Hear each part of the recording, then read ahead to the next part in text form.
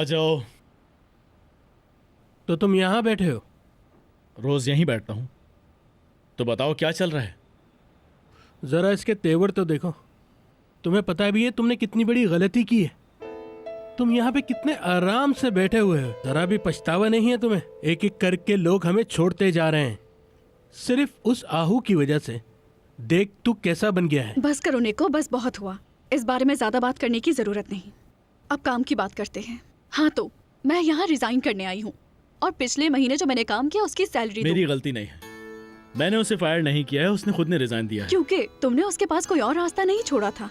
Resign देना एक बहुत बड़ा फैसला होता है सिसिल। अगर तुम्हें भी देना है तो तुम भी दे सकती हो। तुम शायद भूल रहे हो तैमिर, मिस्टर हकी ने उसे मैनेजर के तौर पर रखा था। तुमने ना ही अपने डैड के फैसले की इज्जत रखी और ना ही तुमने नील की कदर की तैमिर। बस बहुत हो गया है सिसिल। नील ने मेरे बाबा की भी इज्जत का ख्याल नहीं रखा। वो बरकांत को डेट कर रही है। क्या अब तुम उस पर बेतुके इल्जाम भी लगाओगे? वो बरकांत को डेट नहीं कर रही है।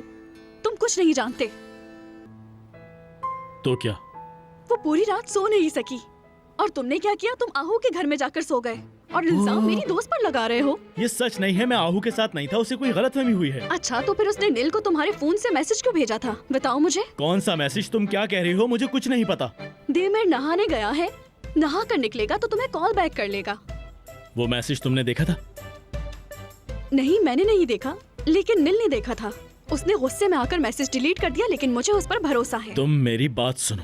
बरकांत को डेट करने वाली लड़की कभी भी किसी भी जगह झूठ बोल सकती है। तुम सच्चाई से दूर क्यों भाग रहे हो दैमिर? नील बरकांत से सिर्फ तुम्हारी वजह से मिली थी। तुम इतनी जल्दी कैसे भूल गए? अब अगर तुमने मुझसे कोई फजूल बात की तो मेरा दिमाग खराब हो जाएगा। वो मेरे लिए बरकांत से क्यों मिलेगी? ऐसा भला क्या काम है, बताओगी जरा मुझे? वो उससे माफी मांगने गई थी क्योंकि तुमने उसे नील की वजह से मारा था, और कुछ नहीं। वो इंसानियत के नाते गई थी। उसी की वजह से तुम लॉकअप से बाहर आए। यहाँ तक कि मिस्टर बरकान ने उसे बर्थडे पर क्रूज हॉलिडे भी गिफ्ट किया था, लेकिन उसने मना कर दिया। बरकांत को उसी क्रूज में मार के उसकी लाश को समंदर में फेंक दूंगा। इसे क्या हो गया है? इसी वजह से मैंने उसको पीटा था।